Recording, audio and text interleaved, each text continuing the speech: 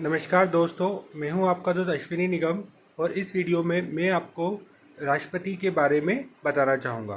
दोस्तों, भारतीय संविधान में भारत के राष्ट्रपति के बारे में उपबंध किया गया है।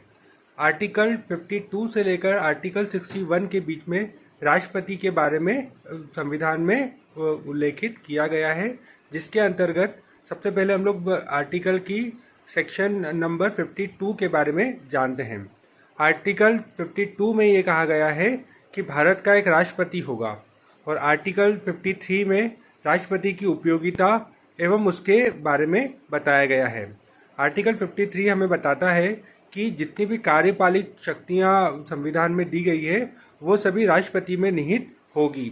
इसीलिए ही आप लोग जैसा कि जानते हैं कि जितनी भी कार्यपालिक शक्तियां होती है वो भारत के राष्ट्रपति में हैं और जितने भी उच्च पद होते हैं, है ना, उसकी नियुक्ति राष्ट्रपति के द्वारा ही की जा सकती है। जैसे कि अगर हम लोग बात करें, प्रधानमंत्री को राष्ट्रपति ही अपॉइंट करते हैं। जितने भी कैबिनेट मिनिस्टर्स होते हैं उनकी नियुक्ति भी राष्ट्रपति के द्वारा ही की जाती है। इसके अलावा सुप्रीम कोर्ट के जज, स्टेट के जो हाई कोर्ट के जज हैं, उनकी नियुक्ति भी राष्ट्रपति करते हैं। तो आर्टिकल 52 से लेकर आर्टिकल 61 के मध्य में राष्ट्रपति के बारे में यह जो उल्लेखित किया गया है कि जितनी भी कार्यपालिक शक्तियां होंगी वो राष्ट्रपति में ही निहित होंगी। इसके अलावा आर्टिकल 61 हमें बताता है कि राष्ट्रपति को जो हटाना है, यदि भारत के राष्ट्रपति को हटाना है तो उसको हटाने के लिए इम्पीचमेंट की प्रक्रिया होती है और आज तक किसी भी राष्ट्रपति को जो है इम्पीचमेंट की प्रक्रिया के द्वारा नहीं हटाया गया है। अगर हम राष्ट्रपति की शक्तियों के बारे में बात करें तो जितनी विधायिकी शक्तियाँ हैं वो राष्ट्रपति में निहित है। जितने भी उच्च पदों की नियुक्ति की जाती है वो राष्ट्रपति के द्वारा ही की जाती है और राष्ट्रपति जो है वो उसको क्षमादान करने की शक्तियाँ भी जो है राष्ट्रपति के पास होती हैं, है ना। राष्ट्रपति तीनों सेनाओं का प्रमुख होता है। इसके अलावा दोस्तों, भारत के संविधान के आर्टिकल 352, 356 एंड 360 में राष्ट्रपति जी को इमरजेंसी पावर का प्रावधान किया गया है।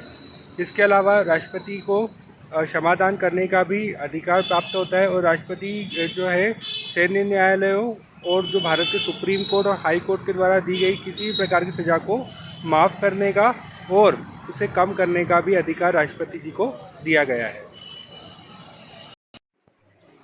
इसके अलावा राष्ट्रपति को न्यायिक शक्तियाँ भी प्राप्त हैं, जैसे कि जितनी भी जो ऑर्डिनेंस होते हैं जो सरकार लेके आती है उस ऑर्डिनेंस के ऊपर राष्ट्रपति के ही हस्ताक्षर होते हैं। जितनी भी अंतर्राष्ट्रीय संधियां होती है वो राष्ट्रपति के हस्ताक्षर द्वारा ही की जाती हैं। राष्ट्रपति की अगर योग्यता के बारे में अगर बात किया जाए तो किसी भी व्यक्ति को भारत का जो है राष्ट्रपति बनने के लिए सबसे पहले जो है उसे भारत का नागरिक होना जरूरी है, क्योंकि भारत का नागरिक ही भारत का राष्ट्रपति बन सकता है। उसकी दूसरी बात, उसकी एज जो है वो 35 ईयर कम से कम होना चाहिए।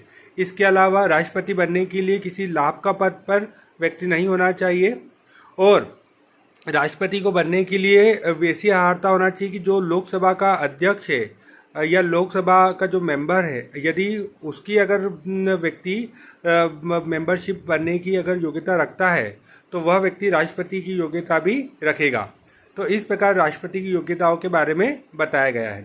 अगर राष्ट्रपति के चुनाव के संबंधित अगर हम बात किया जाए तो राष्ट्रपति का चुनाव जो है एकल संक्रमणीय पद्धति के आधार पर होता है और जितने भी जो एमपीज होते हैं, मेंबर ऑफ पार्लियामेंट, और लेजिस्लेटिव असेंबली के जो मेंबर्स होते हैं वो गुप्त मतदान प्रक्रिया के द्वारा ही राष्ट्रपति का चुनाव करते हैं। तो इस प्रकार जो है राष्ट्रपति की नियुक्ति की जाती है और राष्ट्रपति भारत का संवैधानिक पद है और राष्ट्रपति ही जो है संवैधानिक प्रमुख होता है। इस प्रकार हम लोगों ने इस वीडियो में जाना कि भारत के राष्ट्रपति की नियुक्ति के लिए संविधान में क्या उपबंध किया गया है और उसकी शक्तियाँ, योग्यताएं और उसको हटाने की प्रक्रिया क्या होती है।